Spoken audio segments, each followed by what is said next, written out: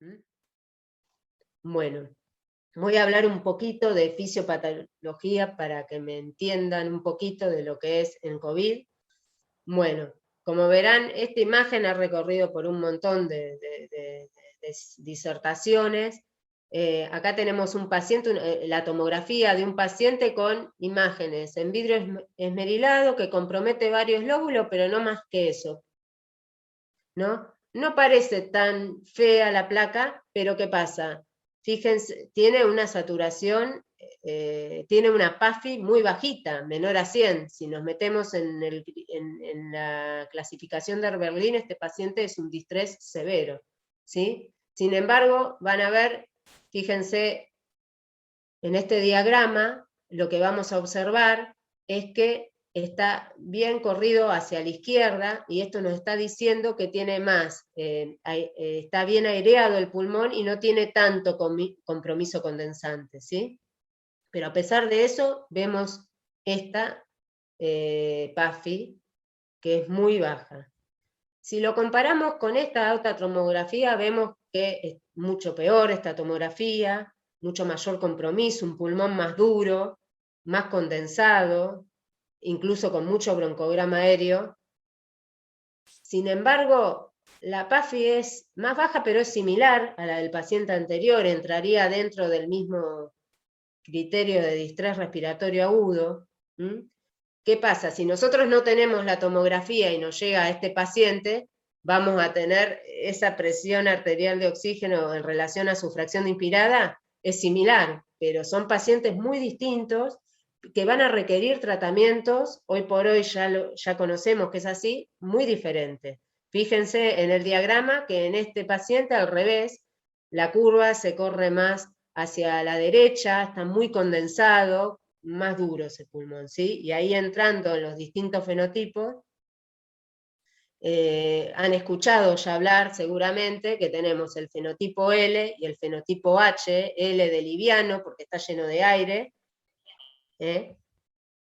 Entonces, como dije hoy, nosotros apenas nos entra el paciente con esa PAFI, lo primero que hacemos es oxigenarlo con una máscara de reservorio entre 10 y 15% de litros por minuto, ¿sí? ¿Quién se va a beneficiar o qué paciente va a ser el que va a responder? Y va a ser el paciente con ese fenotipo L, el de la primer tomografía, porque tiene una compliance normal, tiene una relación BQ baja porque la ventilación está bastante controlada, porque tiene bajo compromiso alveolar, pero lo que tienen estos pacientes, mucho compromiso vascular, ¿sí? Generalmente son pacientes que tienen aumento del espacio muerto porque su mayor patología está a nivel de la microcirculación, porque este germen lo que genera es microtrombos a nivel del tejido pulmonar, de causa inflamatoria, por vasculitis, y bueno, y genera alteración en la hematosis, ¿sí? Este paciente, el que tenga este tipo de pulmón o este tipo de insuficiencia, va a ser un paciente con baja reclutabilidad, o sea, no se va a beneficiar con el alto flujo, e incluso lo podemos lesionar más, porque ya el alveolo está lleno de aire, tiene escasos infiltrados y edemas, ¿sí? En cambio, el otro tipo de pulmón, el pulmón H, el pulmón duro, el más condensado, tiene alto Jun, por lo que va a tener alta reclutabilidad y van a ser los pacientes que en principio se van a beneficiar con el alto flujo, o si no hay una primera respuesta positiva directamente, son los pacientes que hay que realizar intubación orotraqueal porque la respuesta va a ser escasa, ¿sí? Son pacientes que tienen, como vieron en la tomografía, infiltrados más extensos, con más edema y prácticamente un baby lung, que son esos pacientes, esos pulmones de neonatos sin surfactante y colapsados.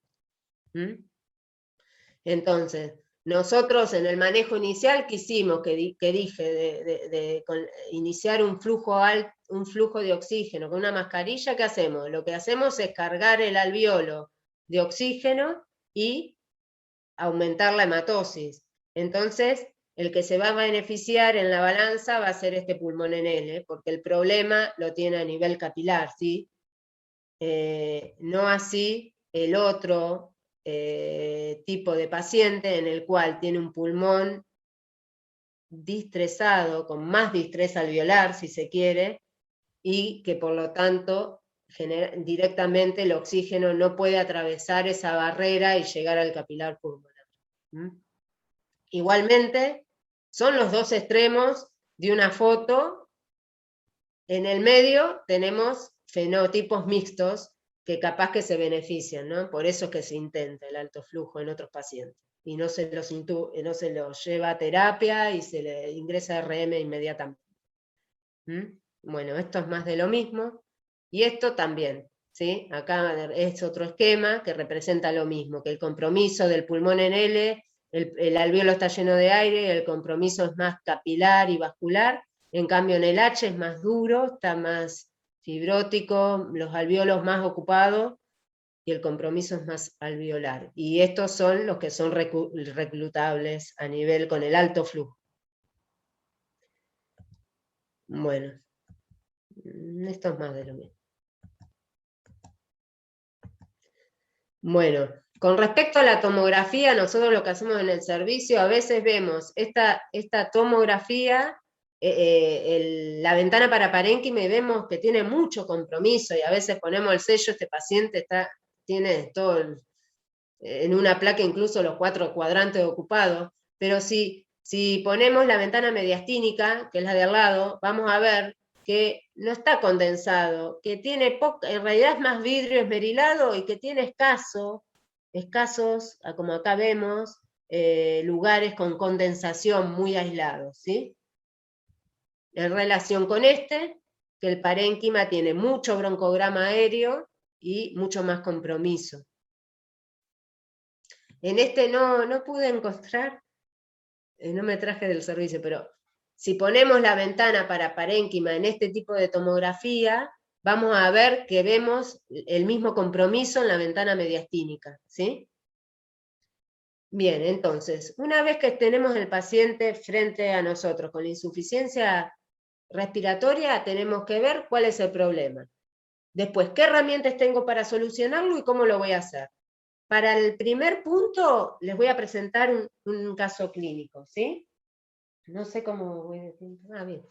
Bueno, este es un paciente que tuvimos en la sala, ¿sí? Un paciente masculino de 58 años, con antecedente de obesidad grado 2, hipertenso y diabético no conocido, ¿sí? Hasta la internación. Ingresa al servicio derivado de la guardia por una neumonía bilateral por COVID. Como antecedentes de la enfermedad actual, él refiere haber comenzado hace 9 días con la evolución de los síntomas, con el primer síntoma, donde comienza con fiebre, cefalea y mialgias. A las 72 horas se le agrega tos seca y cansancio para las tareas habituales. El día 7 se siente mucho peor y siente disnea, por lo que llama el servicio de emergencia, donde le hacen un test rápido para COVID que le da positivo, ¿sí? Y lo encuentran afebril, saturando 93%, así que deciden dejarlo en aislamiento, en domicilio, con reposo y con control domiciliario telefónico. ¿Sí? Al no mejorar y agregarse mareos y empeoramiento de la falta de aire, es llevado a la guardia, donde al ser positivo se realiza laboratorio, placa de tórax y tomografía, y se deriva a la sala de internación para aislamiento con pacientes con COVID. Al ingreso a la sala ingresa con una saturación aire ambiente de 86, una cardíaca de 106 repeticiones por minuto, frecuencia respiratoria de 36, afebril, con una buena presión arterial, 135/90 y lúcido, ¿sí? A nivel respiratorio tenía regular murmullo, regular mecánica ventilatoria, con regular entrada de aire bilateral y rales crepitantes de campo medio a base bilaterales, ¿sí? En el laboratorio lo positivo, un poquito elevada la urea, 0,62 para la edad, y bueno, la PCR muy inflamada, una PCR mayor a 100, 134 y el LDH más de 1000, ¿sí? Con coagulograma normal, un pequeño toque hepático por las enzimas elevadas penitas, las transaminasas, y un estado ácido-base que marca una insuficiencia respiratoria tipo 1, ¿sí? Sin retención de CO2. Bueno, la placa de tórax de ingreso es esta, ¿sí? En la cual vemos infiltrado, se ve mal la imagen acá en el PowerPoint, pero bueno, tiene infiltrados bivasales, que predominan a nivel derecho, pero tiene bilaterales, ¿m? Y una tomografía que es esta. ¿M? Bien. Lo primero que se hace es se coloca una máscara de reservorio a más de 10 litros, se coloca la primera dosis de dexametasona, heparina profiláctica y esperamos la respuesta media hora. ¿Mm?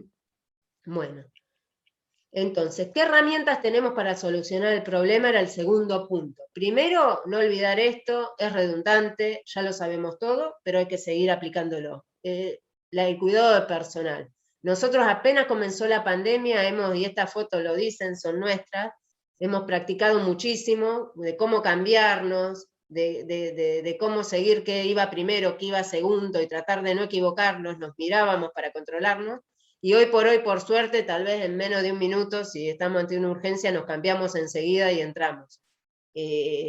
Así que bueno, hemos cambiado mucho con la pandemia, pero bueno, no olvidarse nunca de esto, es importante, por más que un paciente esté grave, nos tenemos que cuidar con el equipo de protección, con la higiene de mano y demás. ¿Sí? Después, ¿qué equipamiento tenemos? Tenemos la oxigenoterapia, tenemos el alto flujo, y en ciertas salas y ciertos lugares tienen el BNI y el CPAP en salas de intermedios. Nosotros hoy por hoy no lo usamos, lo usan en terapia, ¿sí? Entonces, con respecto a la oxigenoterapia, es la administración de oxígeno en concentraciones mucho mayores a las que se pueden encontrar a nivel del aire ambiente, ¿sí? Tenemos distintos dispositivos, las cánulas nasales, las mascarillas Simpre y Venturi, que prácticamente no lo usamos, porque el Venturi, cuando nosotros tenemos generalmente los pacientes que vienen de la calle y este tipo de mascarillas generan mucha aerosolización, así que directamente usamos la máscara de reservorio. Lo que quiero mostrar con esto, que depende de lo que usemos, vamos a ver, va a tener un flujo determinado y una fracción inspirada determinada, ¿sí? Con la cánula nasal no podemos superarle el 40% de fracción inspirada, ni un flujo mayor a 6. Y vamos directamente a lo del reservorio, logramos más de 15 litros generalmente y una concentración hasta 90, 95. Perdón. Bueno, entonces este tipo de mascarilla es lo que más usamos en la sala nosotros. Los beneficios, bueno, lo que tiene, no tiene, algunas tienen válvula, ahora tengo una diapositiva que explica eso. Bueno, con este tipo de mascarilla, como dije, logramos una fracción inspirada de oxígeno entre 65 y 90, ¿sí? Dependiendo de la capacidad inspirada de la bolsa de reservorio. En el reservorio se logra un 100%, y es lo que va a respirar el paciente, porque como estaba contando, algunas tienen una válvula y otras no tienen nada, que lo que hace es cuando el paciente inspira, esa válvula se cierra y termina inspirando todo lo que está en la bolsa con reservorio, por eso es importante que no esté pinchada ni floja, y por eso se usa un flujo mayor a 10 para lograr inflar esa máscara, ¿sí? Así logramos que el paciente inspire prácticamente oxígeno al 100%. ¿Mm? Es importante para que nos sirva, la máscara, como dice en este cuadrante, tiene que estar bien ajustada a la cara y tratar de que tenga la menor fuga posible, porque ahí estamos perdiendo eficacia en esto, ¿no? Y por eso, vuelvo a decir, necesitamos que el paciente colabore con este tipo de tratamiento. Con respecto al alto flujo, está las cánulas de alto flujo, que nosotros hoy por hoy en el servicio no lo tenemos, pero sí hay centros como el Hospital Municipal y otros lugares que lo usan, ¿sí? Estas son cánulas más importantes, viene una medida para cada tipo de paciente. Es importante siempre dejar el orificio de salida, de exhalación. Lo bueno de estas cánulas es que le permiten hablar, comer al paciente sin tener ocluida prácticamente toda la cara, ¿sí? Se caracterizan porque tienen un humidificador en el cual lleva agua y lleva un aire a temperatura ambiente, y humidificado, que eso lesiona menos la vía aérea, ¿sí? Y tiene después turbinas o un venturi que genera el alto flujo. También la manguera que va del aparato de generador de alto flujo, acá, a la cánula nasal, tiene que estar, contener la temperatura, porque si no se condensa y se llena de agua. Lo importante en este tipo de tratamiento es importante esto, la doble barrera. Cuando nosotros entramos a la sala a revisar los pacientes, es importante, cuando están con máscara de reservorio o con este tipo de cánulas, que tener el barbijo quirúrgico y que esté bien ocluyendo para disminuir la exposición del personal, ¿sí? Bien. Bueno, después la otra herramienta que tenemos de alto flujo, que es lo que usamos nosotros en la sala, es el helmet, que es un dispositivo, una escafandra, que está sellada, ¿sí? Que por un lado tiene la conexión directa a oxígeno. Lo ideal sería hiperbárico, que no tenemos en la sala, pero si no, el oxígeno directo. Y después tiene un puerto exhalatorio, ¿sí? Con un filtro antiviral y un aminículo que para aumentar la presión expirada de oxígeno, el PIB, que puede ir de 5 y llega hasta 20, ¿sí? Siempre hay que ponerle mínimamente de 5 hacia arriba para que tenga un alto flujo expiratorio. Bien, ahí está uno de nuestros residentes revisando al paciente. Leandro es, ¿no? Bueno, con respecto, acá no me voy a detener porque seguramente va a hablar Juani, CPAP o el BiPAP, ¿sí? Bueno, una vez que nosotros usamos como herramientas este tipo de alto flujo u oxigenoterapia, tenemos pruebas para realizar que son necesarias y deben hacerse siempre, ¿sí? Para ver si la respuesta es positiva, si el paciente está respondiendo al tratamiento inicial que le estamos dando, o si no, si está empeorando, ¿sí? Y así después podemos monitorizarlo y ver si mejora o no. Para eso tenemos la respuesta al oxígeno, ¿sí? Le ponemos la máscara con reservorio, como dijimos, esperamos 15 a 30 minutos y vemos si tiene una respuesta positiva, que es que supere la saturación a más de 94, ¿sí? Si es así, nos quedamos tranquilos y lo dejamos con el mismo tratamiento y después vamos a ver que vamos a probar la pronación, ¿sí? Pero bueno, la pronación es otra herramienta que tenemos para probar a ver si la respuesta al paciente es efectiva o no, ¿sí? Se hace en todos los pacientes que tengan una fracción, una saturación baja, menor a 94. Se puede hacer en pacientes que estén usando oxígeno, que no estén usando nada, que tengan alto flujo o CPAP, ¿sí? Y lo que vamos a ver, pronamos al paciente, lo ponemos boca abajo, ¿sí? Los pacientes que más se van a beneficiar son los que tienen, sobre todo, y son la mayoría, porque típicamente el COVID infiltra en ese tipo, a nivel posterior y vivasal, así que generalmente es así, es raro que infiltre vértices y no base. Bueno, y la prueba es positiva cuando después de un tiempo, después de media hora, en realidad lo vemos rápido, a los 15 minutos ya vemos el cambio, pero hay que dejarlo y ver la respuesta con un aumento de la saturación, ¿sí? De todos modos, si la respuesta es positiva, no por eso después se pone en posición supino, es necesario que la pronación lo cumpla la mayor cantidad de horas posible. Hay pacientes que, sobre todo los obesos, y hemos tenido, y las embarazadas obviamente, no lo pueden realizar, Y bueno, lo que se hace es ponerse en posición lateral o ponerse sentada, apoyados en una mesa tipo rolling, digamos.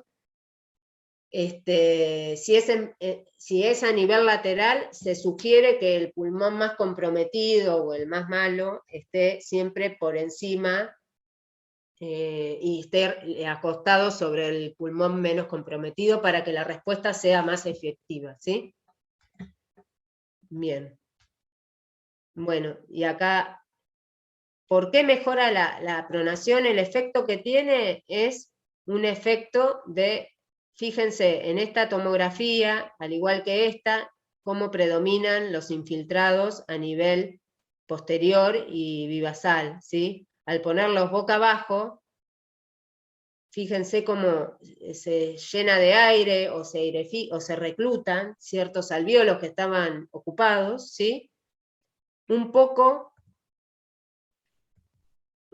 porque esa inflamación se corre, pero también disminuye el peso de lo que es el precordio hacia nivel vivasal, ¿sí? Fíjense que la distancia entre las vértebras y la aurícula izquierda, como en esta tomografía que está en supino, es más chica, o sea, está todo comprimido hacia abajo, en relación a esta que está en prono.